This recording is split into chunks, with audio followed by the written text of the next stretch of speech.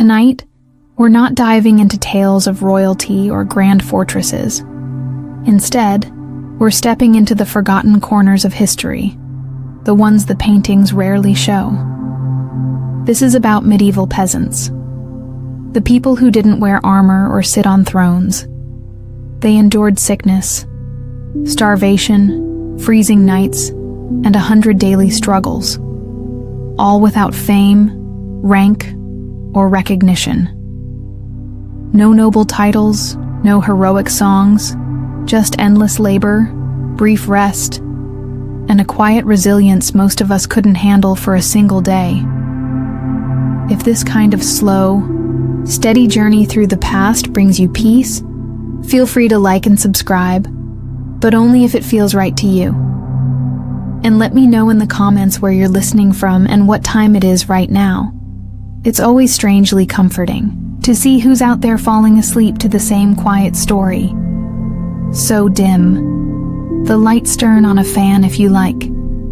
That soft background, hum settle in and let's begin at the edge of the map. This village doesn't have a name, or if it did, no one remembers it. It sits in a shallow valley somewhere in the vague middle of nowhere. A soft crease in the land just distant enough to avoid roads records or royal attention. You wouldn't find it on a map if you had a map which you've never even seen one. Here the world ends where the trees begin. The forest is thick and slow, moving like something ancient that's only barely tolerating your presence. The fields stretch outward, in irregular patches of green and brown, worked until exhaustion, then worked. Somewhere to the north is a river. You've never seen it, but you've heard it mentioned in the same tone one might speak of dragons or saints. This is where you were born and where you'll die. Maybe 60 steps from one to the other.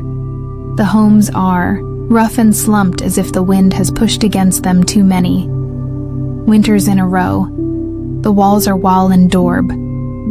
That is mud straw and sticks carefully woven together and patched endlessly with whatever the weather hasn't taken yet. Roofs are thatched, and they sag under their own weight, always leaking in places.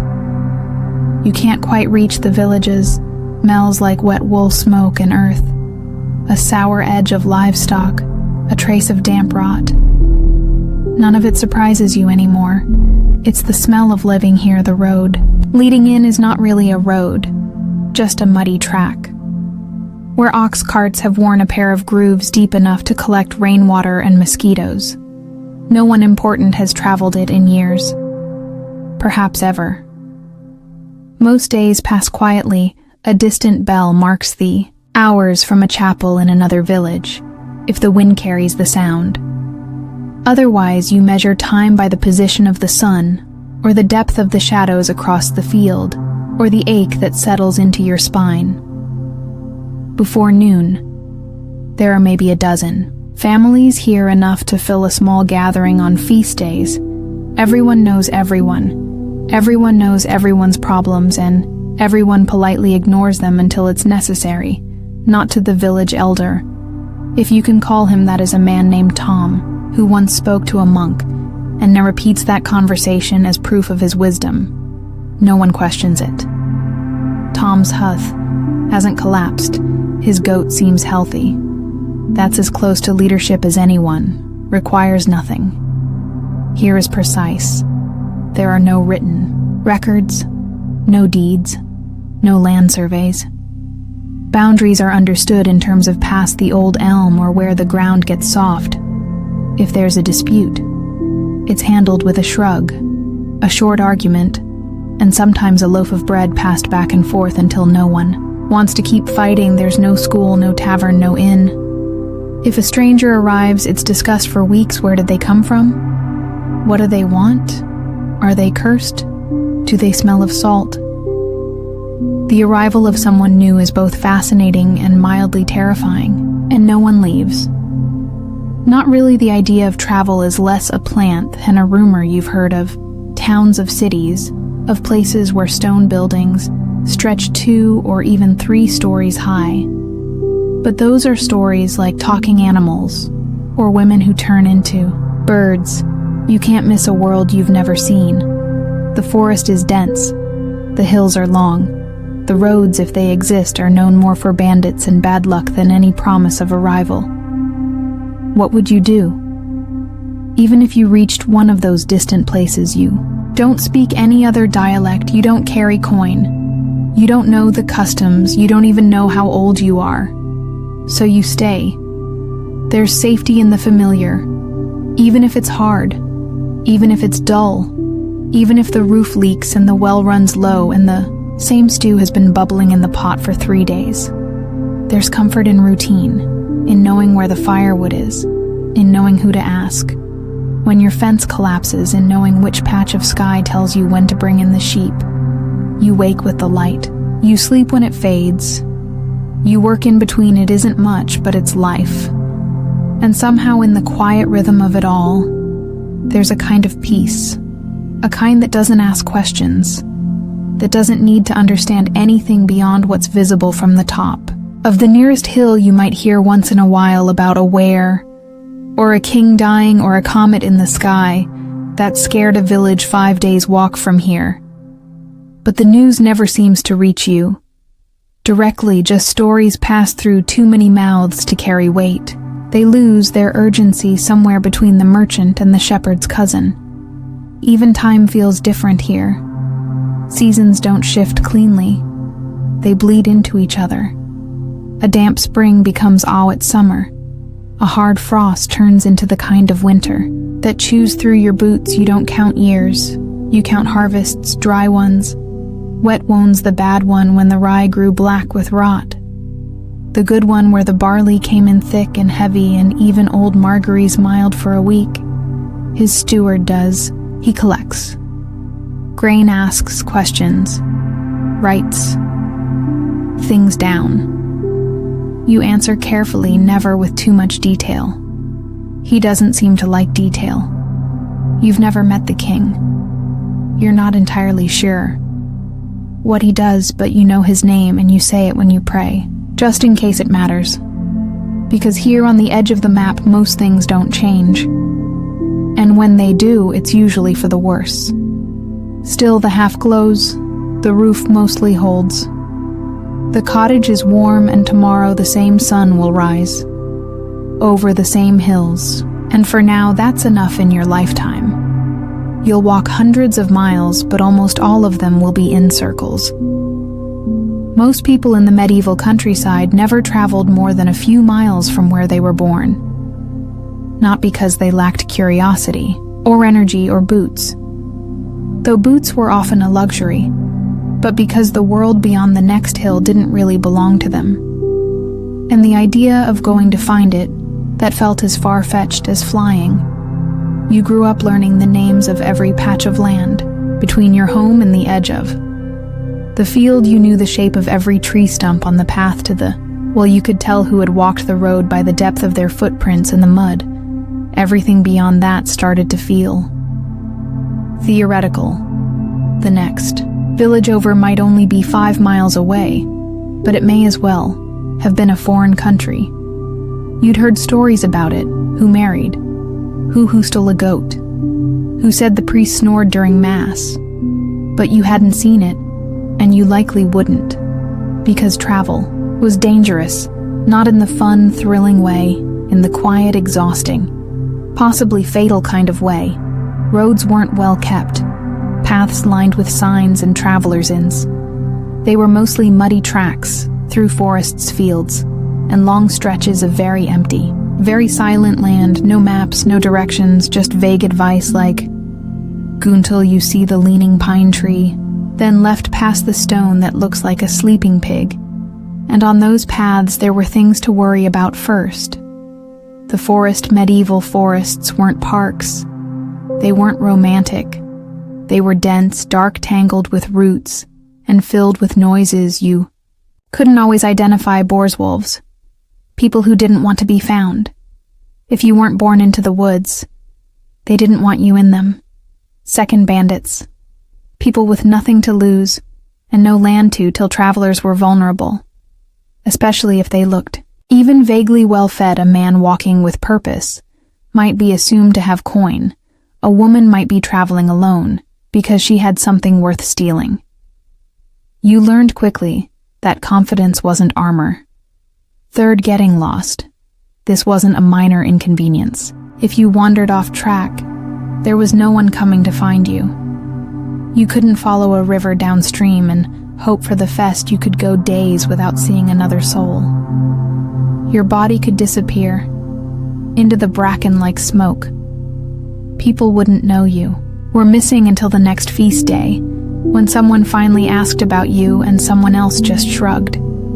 They looked even vaguely well-fed. A man walking with purpose might be assumed to have coin. A woman might be traveling alone because she had something worth stealing. You learned quickly that confidence wasn't armor. Third, getting lost. This wasn't a minor inconvenience. If you wandered off track, there was no one coming to find you. You couldn't follow a river downstream and hope for the fest. You could go days without seeing another soul. Your body could disappear into the bracken like smoke. People wouldn't know you were missing until the next feast day, when someone finally asked about you and someone else just shrugged. Then there were the practical concerns. If you traveled too far, how would tend your field? Who would feed the animals? What if the Lord's steward came to collect a tax while you were gone? You couldn't explain absence to a man holding a ledger. Your duties didn't pause. Just because you were curious about what lay beyond the horizon. And even if you did make it to another village, what then? You weren't expected. You weren't welcomed. Outsiders brought problems. Disease, crime, strange ideas. You spoke a slightly different dialect, used different phrases, maybe even held your spoon differently. You could be met with suspicion or worse. Hospitality wasn't universal. Food was scarce and beds were already full. The safest place was home. Not because it was particularly safe, but because it was familiar. You knew which part of the roof leaked, which chickens wandered too far, which neighbor might lend you a tool without asking too many questions out there. No one owed you anything still. People did travel, sometimes not peasants, usually but merchants, monks, messengers, people with protection or a purpose or both. You might see them once or twice a year coming through with carts full of wool or salted fish, trailing stories behind them like campfire smoke. They spoke of cities where buildings were made of stone and shops sold spices. And people walked streets that didn't turn to soup every time it rained. It sounded impossible. You listened, but you didn't dream too hard, because even if it were true, what would you do in a place like that? You couldn't read. You didn't own coin. You wouldn't know which customs were expected. The city could swallow you whole, and no one would even know your name. So you stayed. Not because you were afraid, though sometimes you were, but because you had things to tend, a fence to mend, a niece to watch over, a bit of barley to dry, and a dozen other tasks that all needed doing before the sun dipped below the treeine. And because, truthfully, you didn't need the world to be bigger than it was. The village was enough. It had gossip and conflict and weather and sickness and fleeting joys. It had the rhythm of bells and the turning of seasons and the quiet pride of surviving another day. Sometimes you dreamed of seeing what was beyond the woods, but most days you just hoped that stew wouldn't burn while you fetched water. The village was enough. It had gossip and conflict and weather and sickness and fleeting joy. It had the rhythm of bells and the turning of seasons and the quiet pride of surviving another day. Sometimes you dreamed of seeing what was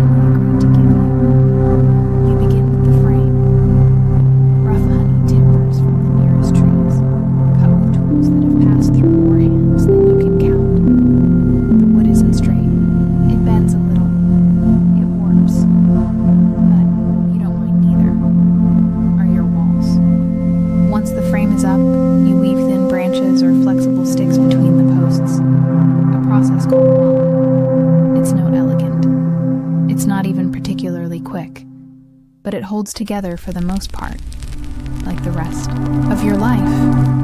Then comes the door, a mix of mud, straw manure, and water. You slap it on by hand. You press it between the gaps. You smooth it just enough to keep the wind out, and pretend it's deliberate. It dries slowly, cracking in the sun occasionally, falling off in clumps that need to be redone before winter. You get used to the smell. Eventually, you stop noticing it. The roof is thatch. Layers of dried straw packed tightly together and tied to the beams when it's fresh. It's golden, almost pretty. Then the rains come. Then the birds come. Then time comes, the color fades, the edges, fray holes appear where you never expected them, and you start placing buckets in places you hoped you'd never have to. You don't shingle it. You don't waterproof it. You just keep patching it until the whole thing threatens to become more patched than the roof. At some point, you wonder if it might be easier to live under a cart. The floor is dirt. You tell yourself it's packed firm, and it is sort of years of walking. Sweeping, spilling, and stomping have turned it into something almost solid. When it rains, it softens again. When it freezes, it cracks, and the goats come in for the night. It's anyone's guess. What's actually underfoot, you might spread rushes or straw to cover it. It helps a little, but soon the straw gets damp, gets dirty, gets walked into dust. Then you sweep it out and start over. Or you don't.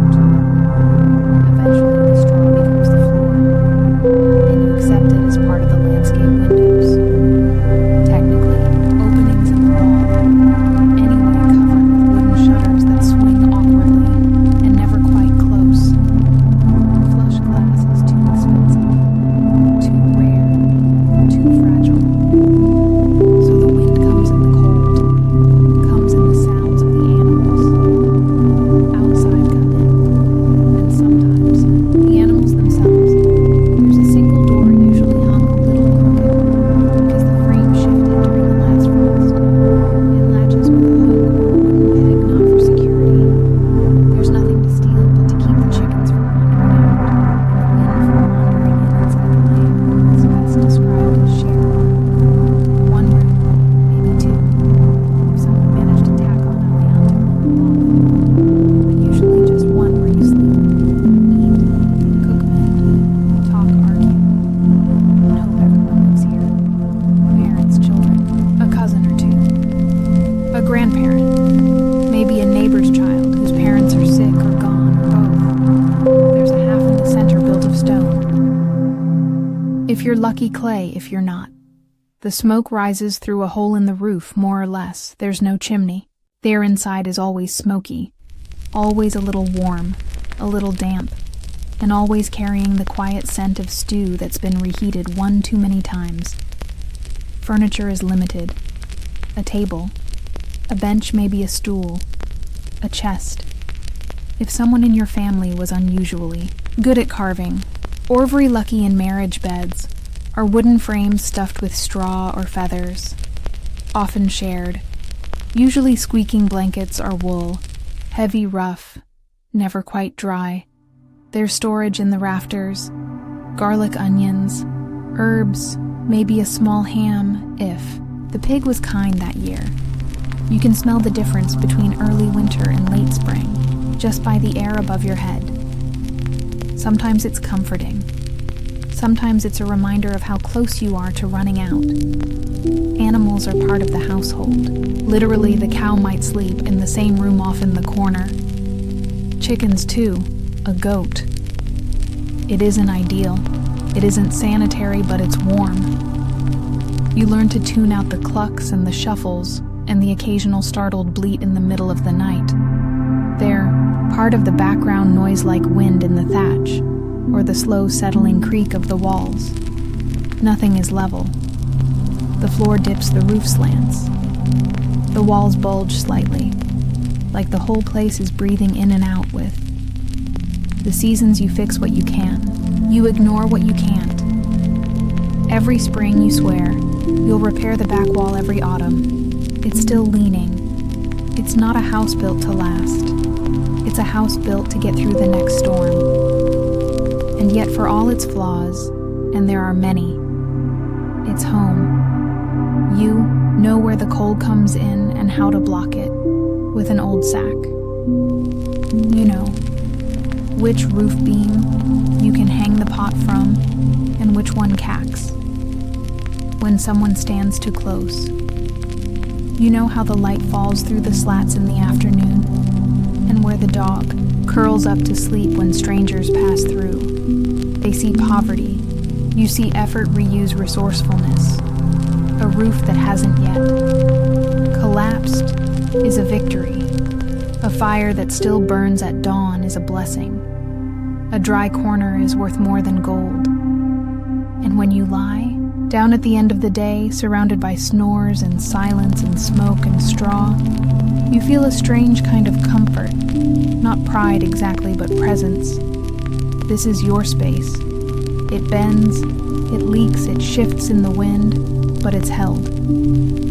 And so have you for the average medieval. Peasant food was not an experience. It wasn't colorful or diverse, or even all that warm. It was closer to a daily problem that had to be solved. Again and again using the same pieces and the same tired hope that something edible might come of it. Your kitchen, if you could call it. That was a corner of your single-room home near the hearth. There was no pantry, no shelves lined with ingredients, no carefully hung herbs in a sunny window. There was just a pot of fire and a short list of things you hoped hadn't spoiled. At the center of nearly every meal was pottage, a kind of eternal stew that lived in the pot and never fully stopped cooking. It was never entirely new and never entirely gone. You added to it during the day. You skimmed it at night. You kept it warm through the seasons and prayed. Nothings. Trange grew in it when your back was turned. The ingredients depended on what you had, which usually wasn't much on a good day. Pottage might include cabbage leeks, barley, and a few legumes, maybe garlic or onions, if the harvest had been kind. If it was winter, you used dried beans or peas. If you were especially lucky, a scrap of salted pork might get tossed in. More often it was just the bone. Even that was valuable. You could boil a single bone for days hoping it would remember what meat tasted like. The flavor profile was consistent earthy gray. More temperature than taste. You didn't eat pottage for the joy of it. You ate it because it was what you had. A warm meal at the end of the day was more than comfort. It was a small victory. The pot itself never really got clean. It was wiped down, sometimes scraped, but rarely scrubbed the next batch. Always absorbed the ghosts of the last one. There was no spice to cover it, no vinegar to brighten it, just a slow, dependable dullness, a taste like boiled. History bread was the other major player.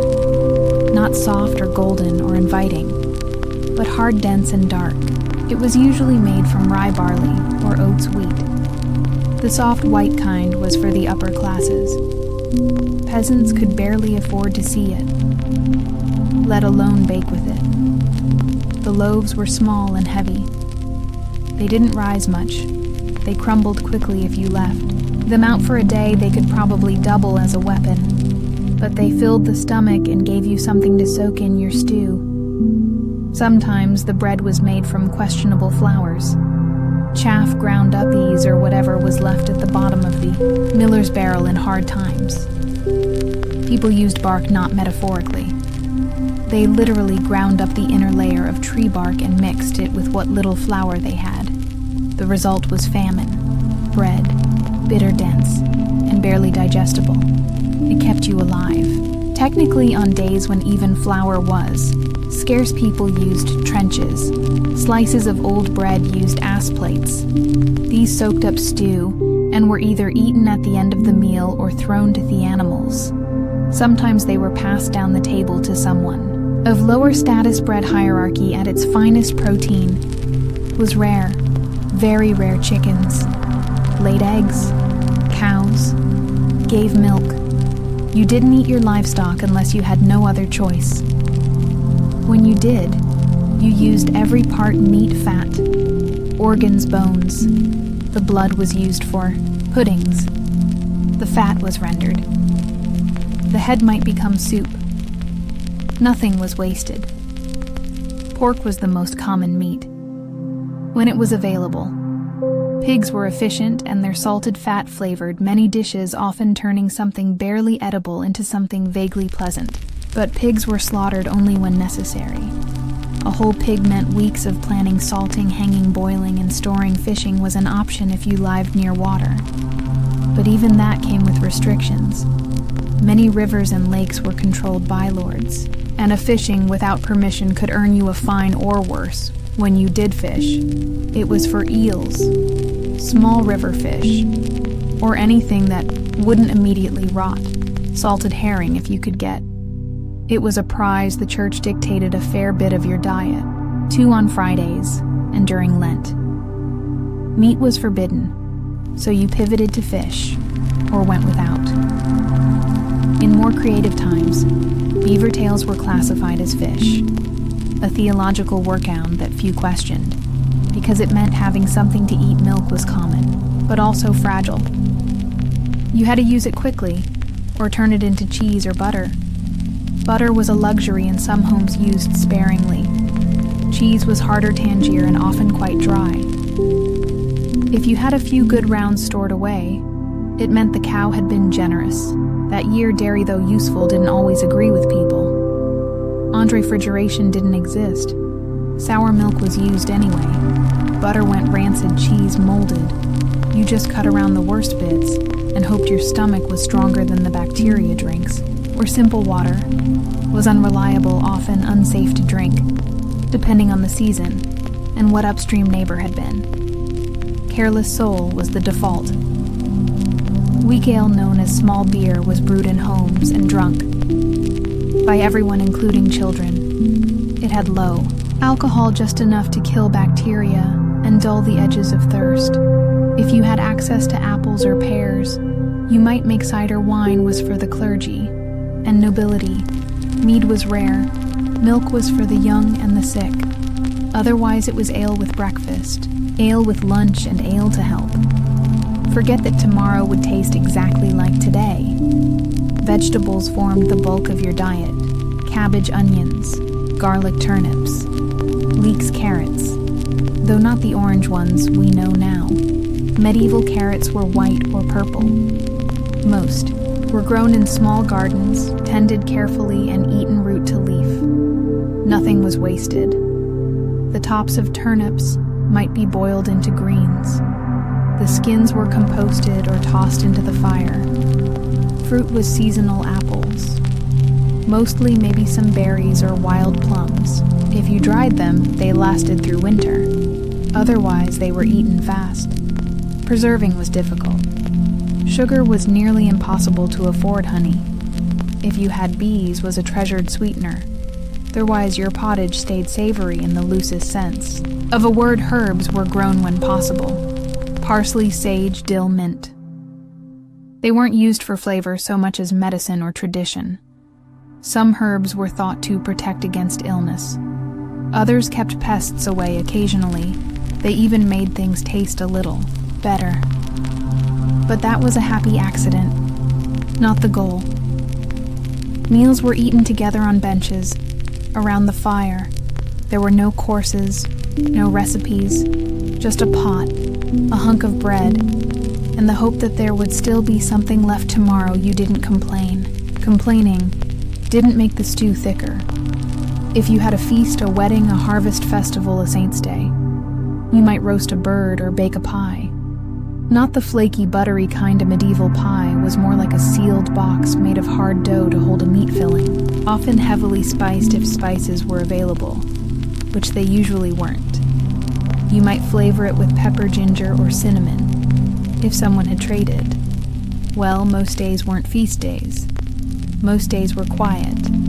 You scraped your bowl, you soaked your bread, you drank your ale, and you leaned back full enough to get through the evening. If not exactly satisfied, there was comfort in repetition, in knowing what the pot would taste like, in knowing how much bread was left, in watching the same hands prepare the same meal by the same fire as the wind whispered through the cracks in the wall and the animals shifted in their sleep. The stew boiled, the bread cooled, and you once again had enough if you were a medieval peasant. You didn't own much. You might have a patch of land, a few tools, a couple of animals, a crooked house you built with your own hands. But none of it technically was yours. It all belonged to the Lord, not a king, not someone mythical or distant, just your local landholder, the one who lived up the hill in a slightly less crooked house with slightly better food and a roof that probably didn't leak. He owned the land, which meant he owned everything on it, including, in a sense, you were what was called a villain. That's not an insult. It's a category. You worked the land, but you didn't own it. You were bound to it. You couldn't leave without permission. You couldn't pass it on freely. You owed labor goods and deference. You weren't a slave, but you weren't exactly free either. Your relationship with the Lord wasn't built on conversation. It was built on obligation. You didn't talk to him. You talked to the steward, the man who managed his lands, and more importantly, kept track of what everyone owed and you'd a lot. Let's start with labor. A few days a week, sometimes more. During harvest, you were expected to work the Lord's fields instead of your own. This was called corv labor. You got nothing for it. No payment. No thanks, just the knowledge that somewhere in the manor house someone ate, because of what you did. You also owed taxes, and they came in many shapes. A portion of your grain, a share of your wool, a chicken here, some eggs there if you brewed ale. You owed ale. If you had a pig, you owed bacon. If you managed to catch fish, guess who owned the river? The taxes didn't end with food. If you used the mill, you paid a fee. Even though the mill was the only way to grind your grain, even though the Lord owned the mill and set the price, you might be tempted to grind it by hand. But doing so was often illegal, punishable by fine or worse. Because the Lord didn't just want his share, he wanted control. Same with the oven. Many manors had a communal oven, one you paid to use if you tried baking at home. And the steward found out there could be consequences. You learned to do things the official way, even if it took longer, cost more, and made less sense. And then there were the fees. Want to get married? Pay a fee. Want to inherit your father's plot? There's a fee. Want to move to another village? First ask permission, then you guessed it, pay a fee. Your livestock taxed your tools, sometimes taxed your ability to breed without permission, barely, untaxed. And what did you get in return? Well, the Lord was supposed to protect you in theory. If bandits attacked or if a rival noble invaded, the Lord had men at arms who could fight if famine struck. He might distribute grain from his stores, though rarely for free. And if you had a legal dispute, say your neighbor's goat wandered into your garden and refused to leave, the Lord's court might settle it again, not for free. This was feudalism, a system of obligations and hierarchy wrapped in the language of loyalty and protection in practice. It was a system of ownership. The land was everything. Those who owned it ruled those who worked it, obeyed the minority. Self stood apart from the village, sometimes literally on higher ground. It might be made of stone or timber, larger than any peasant's home, with a roof thatched so thick no wind dared enter inside, or tapestries, tables, servants, and the Lord. Of course, wearing wool lined with fur, eating meals you couldn't imagine, and thinking very little about you. He might not know your name, but he knew your numbers. how much barley you owed this year, how many eggs you'd promised, whether your son had reached the age where he could be added to the labor rolls. Everything was recorded, not by you couldn't read, but by the steward the reeve, the baith men with wax tablets or bits of parchment who came around with questions you learned to answer carefully, and if you didn't meet your obligations, there were punishments. Fines, usually more goods taken, days added to. Your labor in extreme cases, your tools could be confiscated, or your land reclaimed, or your house, your goats, your dignity, all of it gone. You didn't resist. Resistance wasn't rebellion, it was foolishness. But here's the strange part. The system worked. Not because it was fair, but because it was stable. It had rules, predictable if harsh.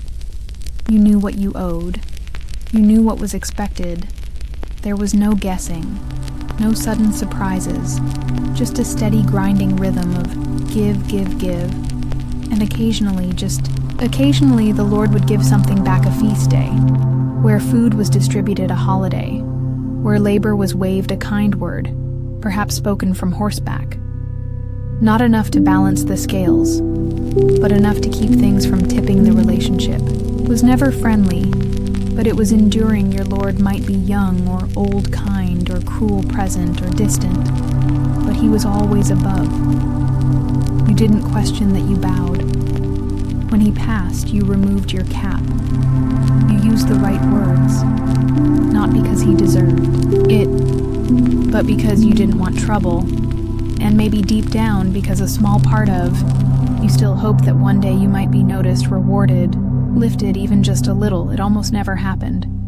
But that's how the system stayed alive, not just with fear, but with the faintest suggestion of hope that if you worked hard enough, obeyed long enough, prayed loud enough, something might change. Meanwhile, the steward kept walking. The reeve kept writing, the mill kept grinding, and you kept digging your hands into the soil year after year, season after season. There was no retirement, no bonus, no upward mobility. Only the quiet knowledge that you had fulfilled your role. You had done what was asked. You had made it through another year under the weight of someone else's title. And as long as the Lord was pleased, you were allowed to go on living.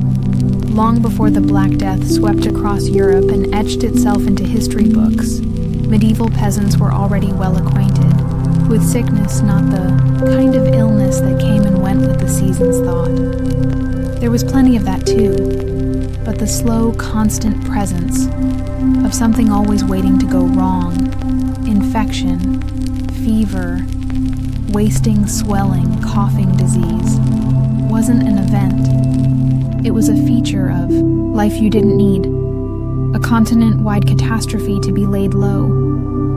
All it took was a small cut, a single flea, a bit of water that looked clear, but wasn't.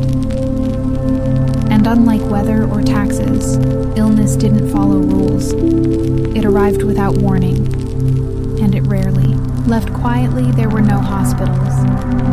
Not really. If you were lucky, your village had a wise woman, maybe a midwife, someone who knew which herbs to boil and which ones to burn. If you were extremely lucky, there might be a monk, nearby, literate, well-meaning, and slightly more effective than random prayer. But for the most part, when you got sick, you stayed home. You lay in bed, you sweated through your shirt, and you hoped most people didn't understand what caused disease. The word germ hadn't been invented, yet microscopes were centuries away. What you had were theories, old ones, confusing ones, and often wrong ones. Some believed in miasma, bad air that carried disease through smell. If a village rioted of rot manure and smoke, it was assumed to be dangerous, which in a way was correct, but not for the reasons people thought to combat the bad air.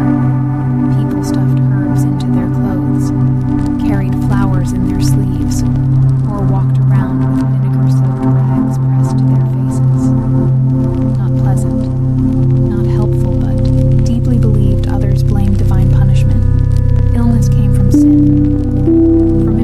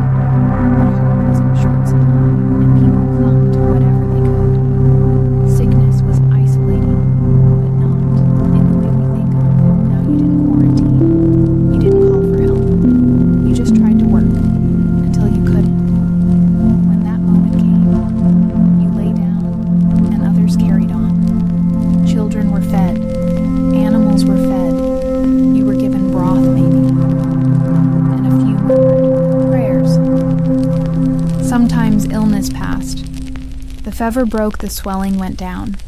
You walked again slowly with a new limp, and a deeper respect for warm soup. Other times it didn't. And your family lit a candle plague. In the broader sense, it wasn't always the dramatic kind that left bodies in carts more often. It was a slow infection skin, turning dark limbs, swelling a cough deep enough to rattle the walls. Smallpox, leprosy, dysentery, even the flu could sweep through a village and leave half the population in bed. There were no case numbers, no charts, just stories. A traveler from another village said the cough had started there last week, or someone heard that 3 children had died near the river. You paid attention. You started boiling more water. You left herbs under the door. You kept your distance, even if no one said why death was not always feared. But it was recognized. People knew when it was near. They knew the signs. Breathing that slowed skin, that cooled eyes that turned dull.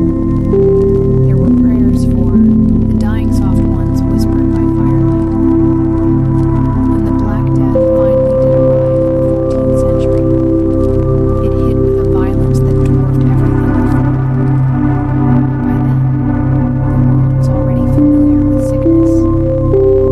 The idea that you could be well in the morning and gone by night was not new. It was just happening more often. The plague came in waves, and each time it returned stronger.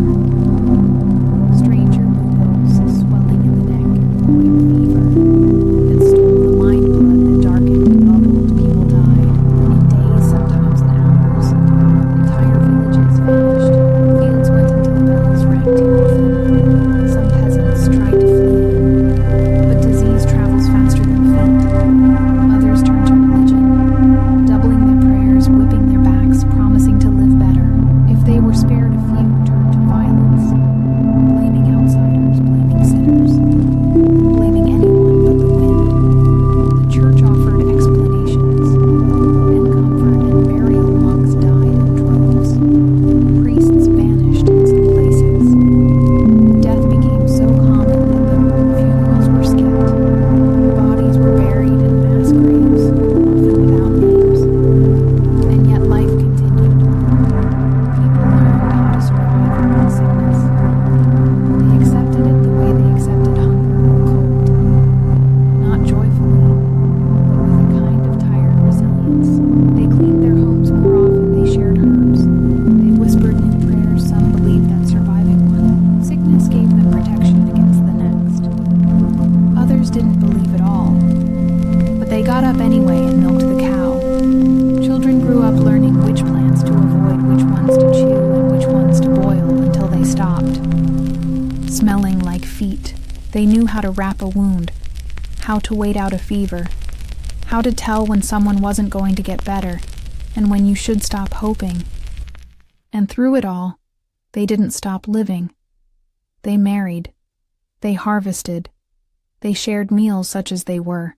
They sat by the fire and retold stories of the last illness and the time someone's grandfather survived a winter fever with nothing but garlic water and stubbornness. Plague wasn't the end. Of the world, it was just another part of it. And for those who endured survival became its own kind of resistance. A quiet, stubborn refusal to go quietly. A belief that tomorrow would come. And if it didn't, someone else would remember your name. Or at least the way. You always added rosemary to the broth night. In the medieval countryside wasn't peaceful. It was silent in the way a cave is silent, full of creaks, distant sounds, and the kind of quiet that makes you notice how loudly your own body exists. The day ended when the light failed and everything that wasn't already put away had to be dealt with quickly. Because once darkness fell, the world shrank to the size of your half. There was no artificial light, no candles, burning freely into the night. Wax was too valuable if you had a tallow lamp. It was reserved for emergencies or religious devotions. Most nights the fire dimmed the coals, glowed softly, and that was all. And so you slept. but not in the way we think of sleep. Not in a single unbroken stretch. Sleep in the Middle Ages came in 2 acts. First sleep, then a waking period, and finally a second sleep. This rhythm wasn't accidental. It was how people adapted to the long, lightless hours between dusk and dawn. You would drift into your first sleep not long after nightfall. The fire would be banked, the animals would have quieted, children would be hushed. The home one room, maybe 2, would stretch out into stillness. If you had a mattress, it was stuffed with straw or feathers, possibly lumpy, often shared. If you didn't, you slept on woven, rushes, or directly on the earth, softened only by habit. Everyone slept together, family, relatives, even servants, all in one shared space, not out of closeness but out of necessity. It was the only warm room in the house on the coldest nights. Even animals were brought inside. A goat near the door, a dog curled by the hearth.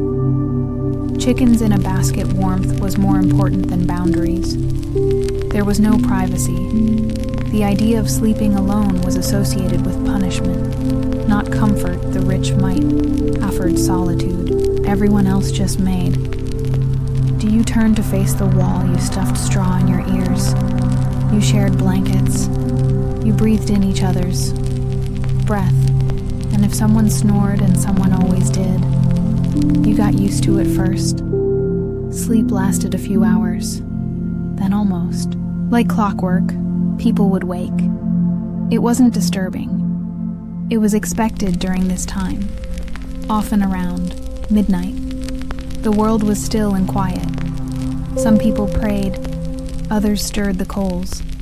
Some used the chamber pot, or stepped outside into the freezing air. Some reflected, others whispered. It was a time of dreams, too. Vivid ones. People believed this midnight space opened a thin veil between the living and the dead, between the sacred and the mundane. If you dreamed during this waking interval, you remembered it and you talked about it the next morning, not in passing, but as something that mattered eventually. The second sleep began deeper, slower. This was the sleep that healed, or tried to. It was when Theches faded slightly, when the day's blisters cooled. If you were lucky, it was uninterrupted. If you weren't, you simply lay still and waited for dawn to give you an excuse. Therese, the home didn't go silent at night. Not entirely. The fire crackled, wind whispered through the thatch. A baby might fuss, a cow might shuffle its hooves. Sometimes the night was broken by coughing, the wet, rattling kind that never seemed to end, and everyone noticed, but no one said anything. It was understood the fear of the dark was real and not irrational. The night carried real dangers, both imagined and entirely physical. Wolves, for instance, in some regions, their howls came close enough to the village to raise hairs on the back of your neck. They weren't just creatures of legend. They were real and hungry. Then there were thieves' rogues, strangers' fires that started from a careless coal roofs that groaned under snow, and less explainable things.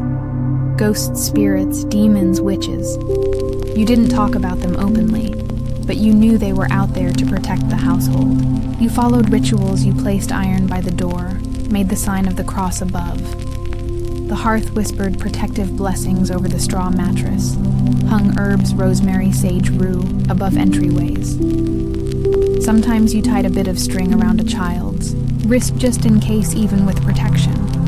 Some families believed that sleep left you vulnerable, that the soul wandered while the body rested, so people tucked in carefully covered mirrors, faced the bed toward the fire, avoided sleeping with their feet, pointed toward the door. The cold was its own enemy.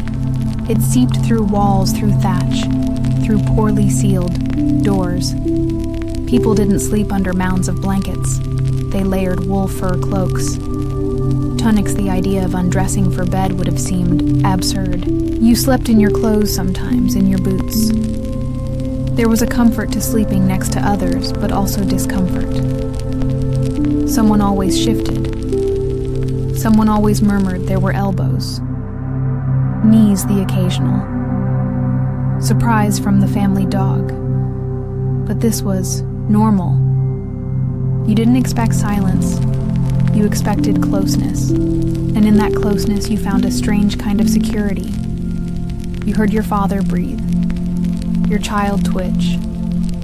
Your grandmother mutter a prayer in her sleep. It wasn't peaceful, but it was human. It was shared when you dreamed. Your dreams mattered. A field of wheat might mean prosperity.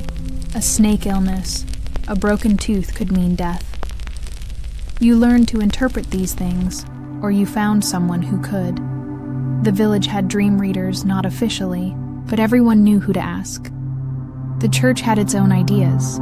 It warned that some dreams were from the devil, that sleep was a time when temptation could slip in. You were told to pray before bed, to avoid certain thoughts to keep your soul ready, in case. The night was your last, because it could be people went to sleep and didn't wake up. Illness could take hold while you rested. A fever could rise. Cough could deepen. And by morning someone might be gone quietly as if. Stolen this uncertainty gave. Every morning a slightly reverent tone when the light returned and the rooster cried out and the coals were stirred back to life. It meant you'd survived again. You sat up slowly. Every joint reminded you of your age, no matter how young you were. The cold bit your nose. You wiped your face. You looked around and counted bodies. Everyone who stirred was accounted for. Everyone who didn't was checked on. And then once the living were confirmed, the day began. Water was fetched. Bread was prepared. Animals were fed the dream you had. If it was important, was shared, and the memory of the night faded, not erased, just softened, folded into the next stretch of time. In winter, sleep came, early and stayed late in summer. It shortened, but the rhythm remained first. Sleep, a waking hour, second sleep. A world without clocks, but not without routine. And for all its discomfort, there was something grounding in that rhythm. Something honest. You didn't aim for comfort. You aimed for endurance. And if you happened to find rest, along the way, a moment of warmth, a particularly quiet night, a dream that didn't leave you. Afraid that was a gift, one you didn't. Question one you didn't expect to gain too soon. Some years, you're simply hungry. Other years, you're in a famine. It's not. The same hunger is manageable. It has rules. You stretch food, you ration, you hope. But famine. Famine breaks the rules. It's when the fields fail. The root cellar is bare, and there's no more pretending that next week will be better. It's when food becomes an idea more than a substance in a medieval village. You often saw it coming. It started in the spring. Too much rain or none. The barley came up patchy. The beans flowered. Then browned the cabbages, cracked open too early. The wheat head stayed stunted, bowed like they were already mourning something. You noticed everyone did it first. No one said it, but the looks were exchanged. The calculations made quietly internally. How much is left from last year? How much seed can we keep? How much can we afford to eat? The answers were never good. The hardest part was knowing what to do next. Not in winter, but in summer. Because that's when you had to choose between planting the seeds or grinding them into flour, between saving for a harvest that might never come or feeding your child one more bowl of something warm. And so the portions began to shrink. The stew got thinner, the bread got smaller. The bowls didn't come back empty. They just came back less often. You didn't panic. Not yet. You told yourself this happened once before, or that another village might have extra, or that the manor stores could fill in the gaps. Hope was still on the table. Just not much else by August. It became harder to ignore. By September, it became impossible. You stopped feeding the animals. First chickens were quiet. The goats bleating. Grew hollow the dog. If you had one, stopped barking and started following you more closely like it understood. It was next. Bread became ritual. One loaf split 5 ways. Everyone chewed slower. No one commented on the crust. Even the smallest crumb was swept up with reverence. The stew was now mostly water. If it had color, it was from the pot. You boiled weeds. You ground roots. You pulled up things you didn't recognize and hoped they weren't poisonous. Some weren't. You didn't sleep through the night. Not because you were afraid, but because your stomach reminded you. Every few hours that it was still empty, the children asked fewer questions. That's how you knew it was real. They didn't ask when the bread was coming. They didn't ask for honey. They didn't beg for stories. They sat close to the fire and stared. They learned how to wait in your neighbors. You stopped seeing them outside the village. Quieted, no more laughter in the lane. No more arguments about sheep. Just the occasional cough or crack of firewood. Famine didn't make people cruel. It made them silent. Sometimes someone would bring back a rabbit or a bird or a handful of acorns that could be soaked and groundy. You chewed them even when they still tasted bitter. You smiled. Anyway, not because it tasted good, but because it was something you tried not to resent the manner.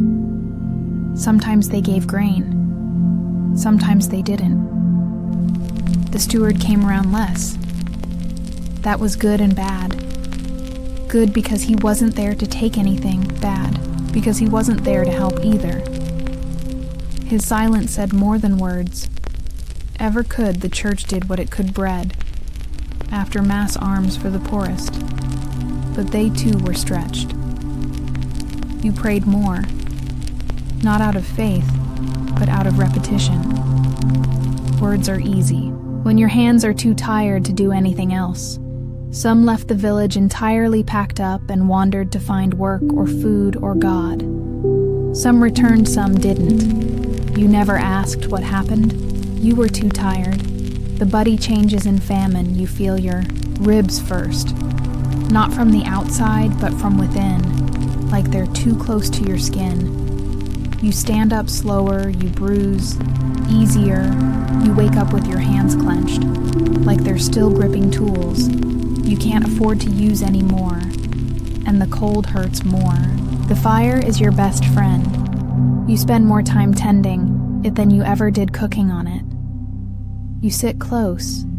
You sleep facing it. You feed it, even as your belly goes empty, because heat is the one luxury you can still provide. By now you've eaten everything that could be eaten. The roots, the weeds, the dried beans, the stale flour. You've boiled bones 3 times over. You've soaked bark. You've baked famine bread that cracked your tooth. And when the food was gone, you looked to the things that weren't food, but might become food in the right light lever, boiled and salted. Not delicious, not satisfying, but technically chewable. You found a retenance. You didn't scream.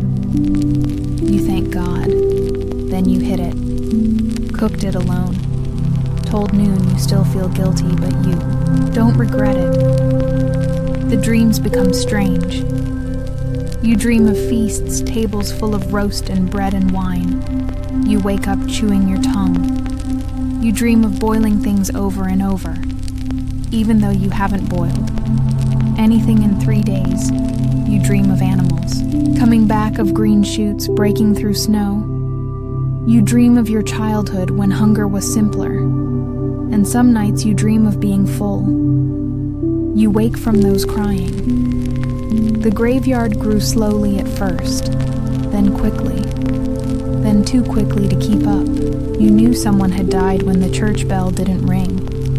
It meant there weren't enough hands to lift the rope.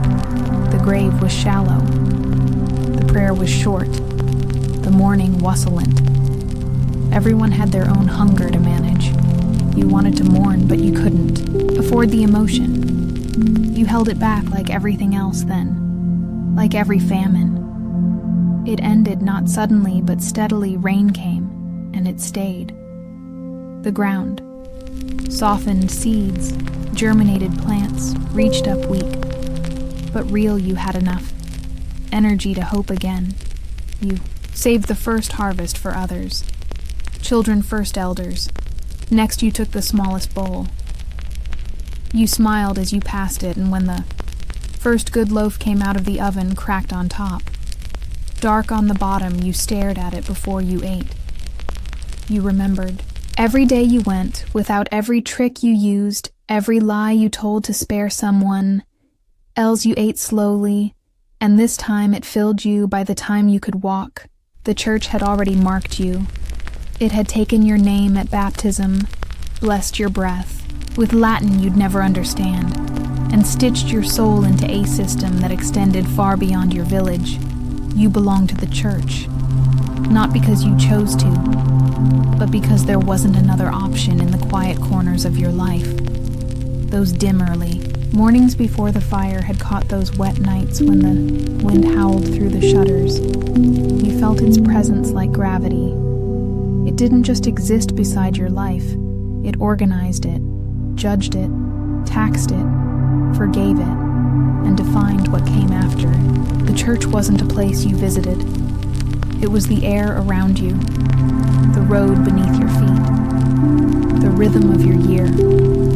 It was the voice that murmured over your grave, and the one that whispered about it decades before you got there, the village priest. Often the only person who could read was not just your confessor. He was also your calendar, your counselor, and the nearest thing to an oracle you had. He held the mysteries of the sky and the stories of the saints, and knew why a pig might die or a storm might come. He walked through the village like a man carrying both blessing and threat in his robes.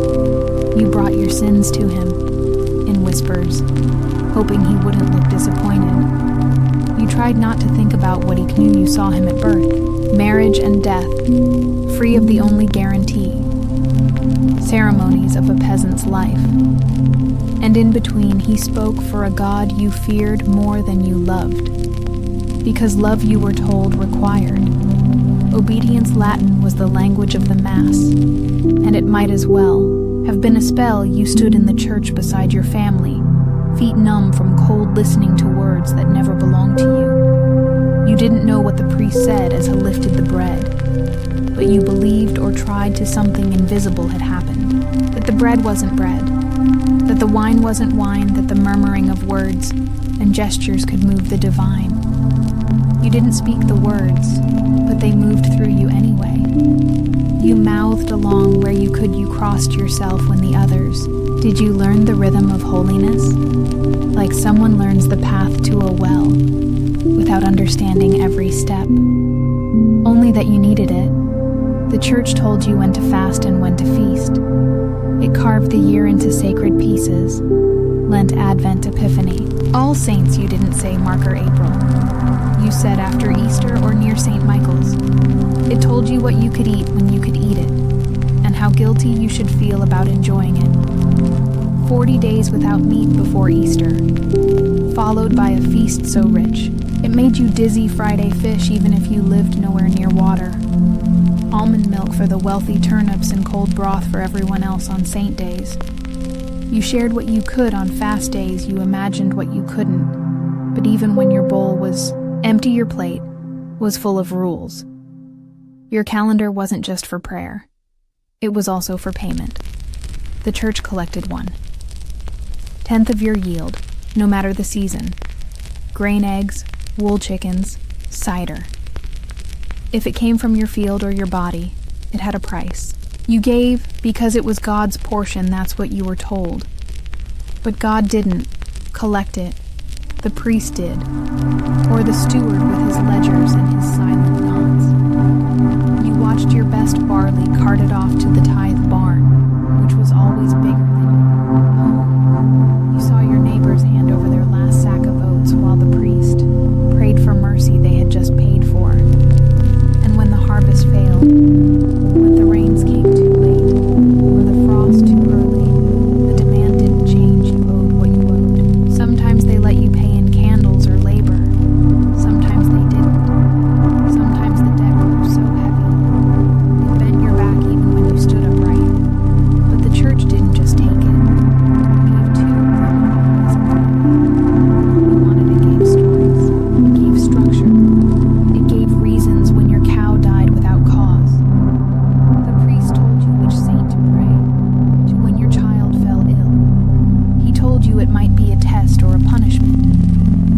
devil slipping in through a crack in your belief.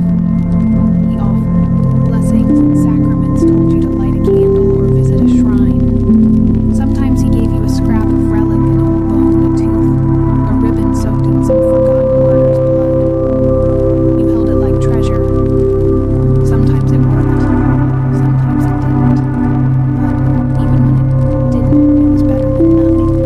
There were saints for everything. Saint Apollonia for teeth, Saint Isidore for plowing, Saint Sebastian for plague. You didn't know where they were buried or when they lived. You only knew their names and what they could fix. Their stories were half memory, half magic told in flickering firelight by people who weren't sure where truth ended and legend began. You called on them when you had nothing else. You whispered their names as you stirred the pot or knelt in the field. You made deals with them, promised bread or fasting or a pilgrimage if only they'd help you this once. Sometimes they did or seemed to, and that was enough to ask. Again, pilgrimage was a holy journey, but also a way to leave for a few days. You stepped outside the same 5 miles. You'd lived your entire life. You walked roads. You didn't. No toward shrines you'd only heard of. You carried your prayers with you strapped to your back, clutched in your hands. You slept under hedges or in the corners of barns. You arrived foot saloned, or stood before a barn or a statue and hoped someone would shift inside. You sometimes it did. You returned, not healed, but changed, or at least tired enough to believe you had been. Even death was a ritual, choreographed by the church. When you felt it near, you sent for the priest. He came with oil and words. He touched your forehead, prayed over your body, tried to ease your soul into what came next. Your family gathered. The candles were lit. The bell might ring if someone had the strength. You were buried on sacred ground, beside others who had walked the same path. And then came the masses. Your family lit. More candles, paid for prayers. Hoped the priest remembered your name in Hishans. Because even in death, there were debts. The church taught that your soul might not go straight to heaven. It might linger in purgatory, a shadowed hallway between suffering and salvation. You could wait there for years or centuries.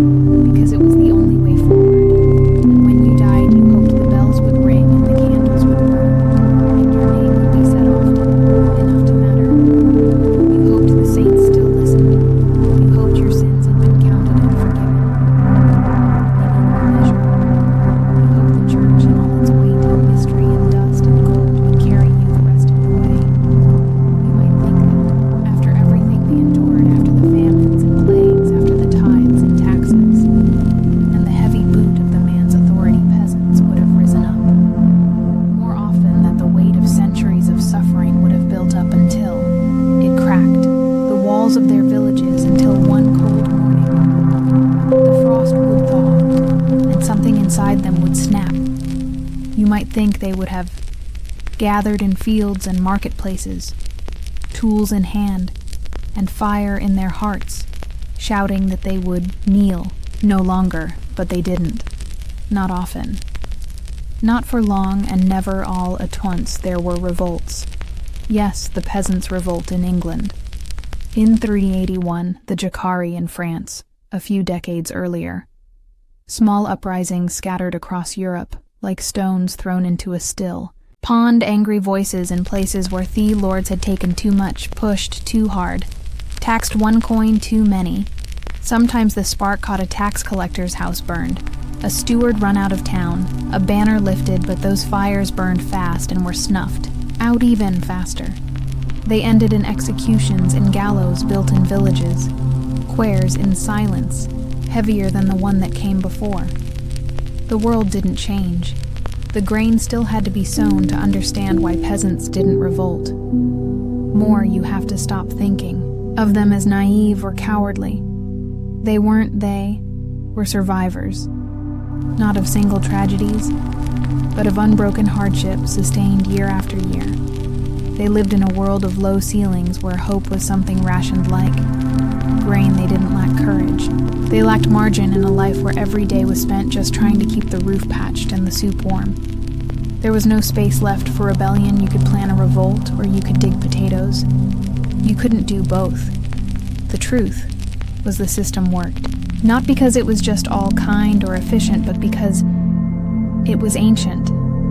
It had sunk its roots into the habits of generations. It didn't need to be explained. It simply was. You owed labor. You owed grain. You owed the church its tenth and the Lord his. Harvest, you owed a quiet nod when the reeve passed your door. You were born into that owing, and unless you were exceptionally lucky, you died in it too. But by staying within those bounds, you could survive barely. Yes, but you could the cost of stepping. Outside those rules was too high. The manna had soldiers. The church had excommunication. The king had no idea you existed, but he had laws that still bound you like rope. The penalty for defiance wasn't always death. Sometimes it was worse banishment, starvation. Your family left to carry the debt you tried to escape. Everyone had heard a story, a father taken, a mother whipped a cousin who disappeared. After refusing to pay, the stories were passed down. Not to stir rebellion, but to prevent it. Besides, rebellion often didn't feel like an option, because the people you lived beside were not strangers. They were your kin, your neighbors. You shared fields, tools, fences, and prayers. Even if you hated the steward, you might still marry his daughter. Even if you're scented, the tithe you still brought bread to mass. The village wasn't a place you could leave easily, nor was it one you could tear apart without tearing yourself apart in the process. To revolt against the manor was in some small way to revolt against the rhythms of your own life. It's easy centuries later to imagine the peasant as a figure of eternal submission, head bowed, hat in hand. But this picture misses the complexity of their world. Submission wasn't servitude. It was negotiation. Most peasants did not simply suffer. They adapted. They bartered, they bent. They found cracks in the walls and made homes in the spaces between the rules. A pig kept off the ledger, an extra sack of rye buried in the earth. A bribe given, in eggs rather than coin. These were the rebellions they could afford. They were practical people. Their world was not governed by ideology but by weather. The question was not, what is just? But will this feed us through winter and justice? If it ever came, was a luxury they didn't. Trust lords changed. Priests were replaced. Rules shifted, but the wind still blew. The soil still needed turning, and children still cried from hunger. You didn't revolt against that, you endured it. The church played its part too. And perhaps more, effectively, then the sword it taught that suffering was holy, that endurance was righteous, that the meek would inherit the earth, though it never said, when you were taught that your trials were not punishment, but purification, that your obedience would be rewarded, not in this life, but in the next. And if the promise of heaven wasn't enough, the threat of hell filled in, there's fire, torment gnashing off teeth, all waiting for the proud, the rebellious, the ones who said no. And yet, the peasants were not passive. Their resistance was just quieter. They gossiped about thee. To words they sang rude songs about the Lord's habits. They laughed when the priest stumbled on a sermon. They told stories at night of better days and better men. They found dignity in the smallest, acts a shared crust, a well-timed silence. A field tended just a little differently than the rulebook said. Their rebellion was in the way they survived despite it all. Not because they accepted the system, but because they made it bend just enough to let them breathe. Sometimes, of course, things changed. A lord died, and his son was kinder. A new bishop forgave debts, a terrible storm reminded the powerful that even they were mortal, but those changes came from above. The peasant's job was to wait to endure, to hand down what little they had, and to teach their children to be quiet when they had to be, and brave when they could be. And there were dreams, of course there were. You might not have called it revolution, but you thought about a different life. You dreamed of a day when your child wouldn't have to carry the same burdens, when no one would knock on your door with a list of Jews, when your back wouldn't ache before 30, when you could sleep without worrying about wolves or soldiers or winter. Those dreams kept you going, but they lived beside reality. You didn't expect them to come true. You just needed them to stay alive. What's perhaps most astonishing is not that peasants revolted so rarely, but that they managed to keep their culture, their faith, their families intact, despite the weight of the system pressing down on them. They kept songs alive that no one wrote down. They passed stories from one half to the next. They remembered which plants healed and which ones didn't. They taught one another how to pray, how to birth children, how to bury the dead. They created a continuity that outlasted kings and crusades, and they did it not with banners or battles, but with persistence. Persistence was their rebellion. When the manna demanded too much, they survived anyway. When the church taxed their sins, they still lit candles. When the world turned against them, they huddled close and waited for spring. The fields may have belonged to someone else, but the soil still remembered their hands. Revolution didn't live in them the way it would in later centuries in the speeches of radicals or the slogans of crowds.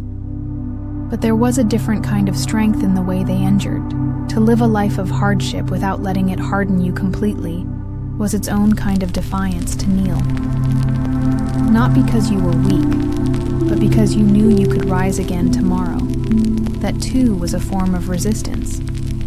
And so they endured, quietly, without monuments or songs written in their names. They endured in the rhythm of the plowin', the smoke rising from cottages at dusk, and the lullabies sung beside dying fires. They endured in stories whispered to children who would grow up and tell them. Again, history often forgets them, or folds them into a footnote beneath kings and conquests. But the peasants were the thread that held the tapestry together. Without them, there would have been no harvests, no cathedrals, no armies, to march under banners. They built the world even as they were kept from owning it. They may not have overturned their lords, but they outlasted them. And maybe that is revolution enough. Now we're stepping into a different kind of story. Not the shining legend, but the cold, heavy truth beneath the armor. You won't find dragons here, or flawless heroes, just a life built on duty. fear bruises and the quiet grind of surviving in steel through battlefields, broken sleep, and the slow fade of glory. If this kind of storytelling helps you rest, feel free to like the video and subscribe, but only if it actually brings you peace. And let me know in the comments where you're listening from and what time. It's oddly comforting to know who else is drifting off to the same slow march through history. So dim the lights, let the fire in your imagination warm. The stone walls settle in, and let's begin with the making of a knight. You are 7 years old, when the path to knighthood begins not with a sword but with a farewell. Your parents, proud and perhaps a touch relieved, send you off to serve in the household of a noble lord. There are no goodbyes written in ink or preserved in keepsakes, only a pat on the shoulder, a bundle of clothing and the weight of expectation settling on your small, still growing frame. No one asks if you are ready in truth. Readiness is irrelevant. You are a page, now the castle looms above you, stone towers stretching into a gray sky, its silhouette promising both greatness and hardship. The gate cracks open. What lies beyond is not a world of honor and glory, but one of scrubbing, serving, and surviving. Chivalry will come later. After years of fetching, carrying, and cleaning, up after horses and noblemen with equally foul temperaments. Your duties are endless from sunrise to well after dark. You run errands, sweep halls, deliver messages, and assist with meals. One specially lucky days, you're permitted to polish armor, which sounds glamorous until you realize it means scraping dried mud and horse dung from heavy iron boots. Your hands are blistered, your back aches, and the nights. They barely notice. You are not yet one of them. You are the help. But even in these early days, training begins. Wooden swords are handed out like brooms, and bruises bloom across your arms as you spar with other boys, who like you are eager to prove. Something you're taught how to fall from a horse without breaking your neck. You fall often. Some days it feels like falling is the main lesson. No one praises you for bruising well, but they do scold you for weakness. You learn quickly. Pain is to be swallowed, not displayed. Discipline is everything. Speak only when spoken to. Bow deeper to those of higher rank. Never question a command. No matter how trivial or humiliating, your mistakes are corrected with the back of a hand or a weak scrubbing. Chamber pots. One boy forgets to remove his cap. In the presence of the lady of the house, he spends 2 days on his knees in the chapel, praying for humility. No one forgets again. If your family is wealthy, a tutor may be assigned to teach you reading, writing, and perhaps a bit of Latin, though the Latin mostly seems useful for understanding church services and inscriptions on tombs. If not, you learn by imitation. You listen, you memorize prayers. You copy letters with shaky hands. When the steward is generous enough to share a scrap of parchment. Literacy is a luxury, muscle, and obedience matter. More still, you learn. You learn which fork to use, though. Most prefer fingers.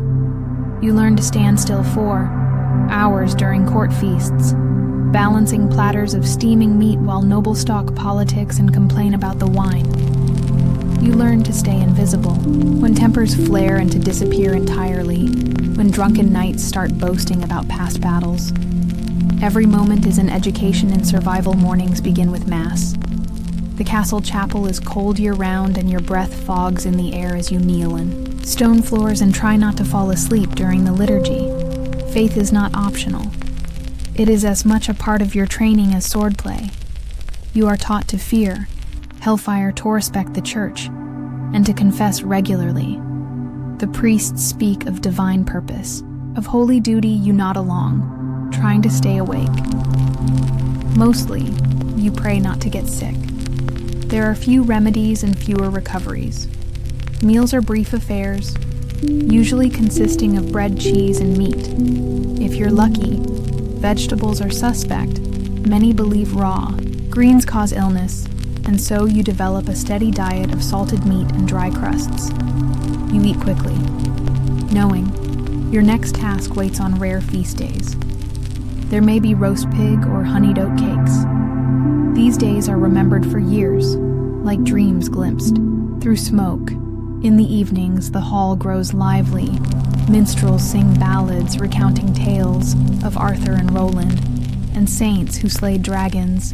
You sit on the edges, near the fire, trying to catch every word the songs are meant to inspire, but you are too tired to be moved. You think more of your sore feet than of Chio-Alec deeds still. Something stirs in you, a hope perhaps that someday someone will sing of you. You sleep where you can, often in the servants' quarters, shoulder to shoulder with other boys on straw pallets that smell of sweat and mildew. Some nights you are pulled from sleep to help with late arrivals. Or unexpected guests, you learn to rise without complaint to work through exhaustion to never let your eyes betray fatigue. Night must be ready at any hour. The training starts here, you are not. Lone other pages suffer with you. You form silent friendships built on shared glances and muttered complaints together. You learn the rhythms of castle life. You learn which nights are cruel and which will look the other way when you steal a second helping of stew. You learn who to trust, who to fear, and which corners of the castle offer a moment's peace. There are moments of levity, a jest from the cook, a clumsy knight tripping over, a dog, a stolen apple. You cling to these moments. They remind you that life exists beyond duty, that laughter still has a place, even here. Occasionally you catch a glimpse of the world beyond the walls. Merchants arriving with silks and spices, a troupe of performers, or a noble woman riding past with her retinue. These sights feel foreign, like stories glimpsed through fog. You're not part of that world yet, but maybe one day at times doubt creeps in. The stories of glory feel distant, the reality far, more grinding. You wonder if all of this, the aching limbs, the scoldings, the hunger is truly the path to honor. But every so often you see a knight ride out in gleaming armor, pennant flying, and your chest tightens with thought someday that could be you. Your lessons in humility do not stop with bruises and hunger. There are also ceremonies to attend, even though you're barely more than background noise in them. You observe as nobles gather dressed in fine fabrics. You're not allowed to touch much, less wear. You're reminded by their glances and sometimes their words that your position is somewhere between useful and invisible. When dignitaries visit, the castle becomes a theater. You help prepare guest rooms, polish silver, and sweep the same corridors 3 times over, if anything is out of place. The pages are blamed, and if something goes wrong, say a dog bites a visiting bishop's leg, well, let's just say it helps to know how to avoid being seen. You quickly master the art of looking busy while being nowhere near the problem. On festival days there is music, dancing, and too much wine. At least for the adults. You're allowed to watch from the corners, soaking in the sounds and sights while pretending not to be watching. Too intently, occasionally someone slips you a sweetmeat or a bit of cake, and for armament, the burdens of your position feel lighter. But these small kindnesses do not erase the reality your place is to serve. Observe Andre. Remember, some pages find escape in books. If they can read, the old steward chamber holds a handful of illuminated manuscripts, heavy bound in leather, and guarded as fiercely as the Lord's own armory. On lucky evenings you're allowed to sit beside a fire and listen as an older scribe reads aloud tales of Roman generals or saints who endured unspeakable trials. These stories feed the mind, while your body heals from the day's chores. There are warnings too spoken in hushed tones or muttered by older servants. They tell you of pages who failed to advance boys who cracked under pressure or were sent home in disgrace. Sometimes they vanish without explanation. Sometimes you overhear things you were never meant to hear. You quickly learn when to speak, when to nod, and when to keep your head down. The castle is your crucible, and every hour spent within its walls forges you into something harder, leaner, more capable. Not a knight, not yet, but no longer a child. You are a creature in transition, battered, disciplined, and quietly determined. So when you lie awake at night, staring at the wooden beams above your straw-filled mattress, you think not just of what you've endured, but of what lies ahead. The next phase, the next challenge, the next step on the path that will one day, if the gods your lord and your body all permit, make you a knight. But for now you are apage, and that is enough. At the age of 14, the apron strings of pagehood are ceremoniously snipped. Though not with any kindness or softness, you are no longer a page. You are now a squire. And while this new title may sound like a promotion, it comes with considerably fewer sweetmeats and far more bruises. You have graduated from polishing floors to polishing armor, from fetching goblets to fetching the man who might be dying in one. Your new role is personal, intimate even. You are assigned to a knight, and you're expected to serve him as faithfully as a shadow. Where he goes, you go. If he rides into battle, you follow.